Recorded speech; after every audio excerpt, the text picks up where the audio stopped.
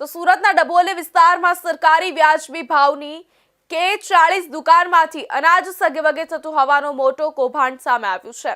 સ્થાનિક લોકોની જનતા રેડ બાદ ખાનગી ગોડાઉનમાં જથ્થો મળી આવતા જિલ્લા પુરવઠા વિભાગે દુકાન સીલ કરી કાર્યવાહી હાથ ધરી છે અને ગોડાઉનનો જથ્થો પણ સીઝ કર્યો છે। હિમાંશુ, નાગજી, કૈલાશ, બંસીધર અને રાહુલ નામના ઇસમોના નામ ચર્ચામાં આવ્યા છે અને તેમની કોલ રેકોર્ડિંગની તપાસ થાય તો અનાજ ચોરીના મોટા રેકેટનો પર્દાફાશ થવાની શક્યતા છે અને સમગ્ર મામલે મામલતદાર દિનેશ ગામિતનું નિવેદન સામે આવ્યું છે। સુરતમાં ડભોલી વિસ્તારમાં આવેલી સસ્તા દરની દુકાનમાંથી સરકારી અનાજનો જથ્થો ખાનગી ગુણીમાં ટ્રાન્સફર કરી સગેવગે કરવાનું ભોપાળું ઝડપાયું હતું। આ કેસમાં પુરવઠા વિભાગે ઝીણવટભરી તપાસ શરૂ કરી છે। હાલ તો K40 નંબરની વ્યાજબી ભાવની દુકાન સીલ કરી દેવામાં આવી છે તેમજ દુકાનનો ઘઉં ચોખાનો જથ્થો સીઝ કર્યો છે। આ સાથે જ આ દુકાનમાં રહેલો સરકારી અનાજનો જથ્થો એક કરતાં વધુ દુકાનોનો હોવાથી મોટા કૌભાંડની આશંકા સેવવામાં આવી રહી છે।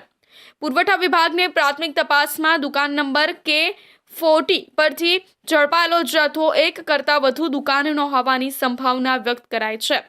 તેથી શહેરની કઈ સસ્તા દરની દુકાનના સંચાલકો ગરીબોના હકનું અનાજ ઓહિયા કરી રહ્યા છે તેના મૂળ સુધી પહોંચવા માટે પુરવઠા વિભાગે તપાસ હાથ ધરી છે।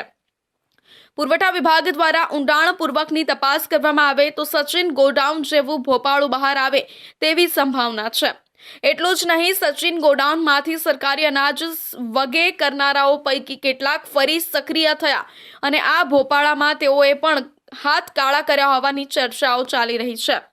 અનાજ માફિયાઓ શહેરની કેટલાક વ્યાજબી ભાવની દુકાનના સંચાલકોની સાઠગાંઠમાં દર મહિને અનાજનો ચોક્કસ જથ્થો નવાગામ ગોડાઉન પરથી સીધો ડભોલી લાવીને ખાનગી ગુણીમાં ટ્રાન્સફર કરી બારોબાર વેચી રહ્યા હોવાની બૂમ ઉઠી છે, જેને લઈને પણ પુરવઠા વિભાગમાં ઊંડાણપૂર્વકની તપાસ કરવામાં આવી રહી છે।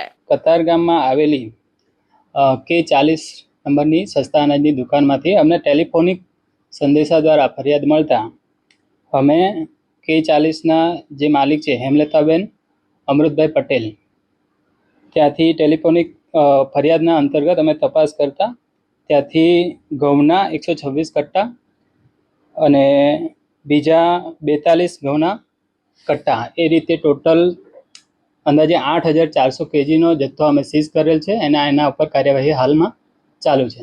હા, એમનો જે સ્ટોક છે એ લેવામાં આવ્યો છે અને એમાં જે વધ થઈ છે એના અંતર્ગત જે દુકાનદાર છે એમના સામે કાર્યવાહી ચાલુ છે હાલ।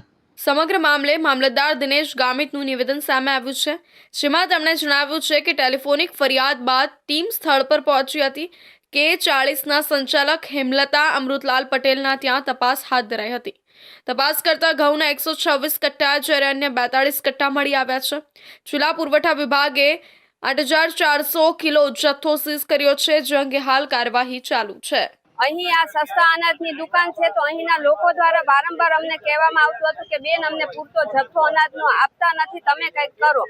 જ્યારે અમને વધારે ફરિયાદ આવતા અહીં તપાસ કરી તો અનાજના ગોડાઉનો ભરેલા હતા અને એ બપોરના સમયે પોતાના પ્રાઇવેટ વાહનોમાં ભરીને અન્ય જગ્યાએ ખસેડવામાં આવતા હતા। ત્યારે અમે તપાસ કરી દુકાનદાર સાથે વાતચીત કરી તો થોડી બોલાચાલી થઈ એટલે અમે પુરવઠા અધિકારીઓને ફરિયાદ કરી અને એમને બોલાવેલા। ગત 12 તારીખે આ અનાજના જથ્થો એમનું ગોડાઉન બધું પકડાયું અને પુરવઠા અધિકારી દ્વારા સીલ પણ મારવામાં આવેલું, પણ એને પણ ઘણા દિવસ થઈ ગયા એટલે લાગે છે કે આ સીલ ખાલી ઉપર છલ્લું કહેવા પૂરતું મારવામાં આવ્યું છે। એના પર જે કાર્યવાહી કરવાની જરૂર છે કાર્યવાહી થઈ નથી એટલે આજે અમે અધિકારીઓને પણ એ જ જણાવવા માંગીએ છીએ કે આના પર જરૂરી કાર્યવાહી ઝડપથી કરવામાં આવે અને ખરેખર જે લોકો માટે અનાજ પૂરું પાડવામાં આવે છે લોકો સુધી પહોંચે એવા લોકોને આવા દુકાનનું લાયસન્સ આપવામાં આવે। અહીંયા સસ્તા અનાજની દુકાન ઉપર જે રેડ પાડવામાં આવી છે તે રેડ આજથી 3-4 વર્ષ પહેલા પણ પડેલી છે અને જે વ્યક્તિને આ સસ્તા અનાજની દુકાનનું કામ સરકાર દ્વારા આપવામાં આવ્યું હતું એ લોકો આજથી 3 વર્ષ પહેલા પણ ચોરી કરતા હતા। એમનું લાયસન્સ રદ કરાવવામાં આવ્યું, છતાં પણ એ જ લાયસન્સ બદલી અને એમના દીકરીના નામે કરવામાં આવ્યું અને એની દીકરીના નામે જે લાયસન્સ છે એ નામ ઉપર પાછી લોકો ચોરી કરવા માંડ્યા। તો આ એકને એક લાયસન્સ સરકાર એકને એક પરિવારને શા માટે આપે છે? તો આમાં સરકારની કાં તો અધિકારીઓની બહુ સારી મિલીભગત છે તો એ મિલીભગત બહાર પડે અને લાયસન્સ સદાય માટે રદ કરવામાં આવે અને કોઈ સારા માણસને આનું લાયસન્સ આપવામાં આવે એવી અમારી સ્થાનિકની વિનંતી છે. ડભોલીની સસ્તા દરની દુકાન પર જાગૃત નાગરિકોએ દરોડા પાડ્યા ત્યારના વિડીયો સોશિયલ મીડિયામાં વાયરલ કર્યા છે. તેમજ આ વિડીયો રેકોર્ડિંગ કરી રહેલો વ્યક્તિ દુકાનમાં અંદાજિત 1200થી વધુ અનાજની ગુણી હોવાનું બોલી રહ્યા છે. હવે એક સાથે 1200 ગુણી મળી આવવી એ મસમોટા કૌભાંડ તરફ ઇશારો કરી રહી છે.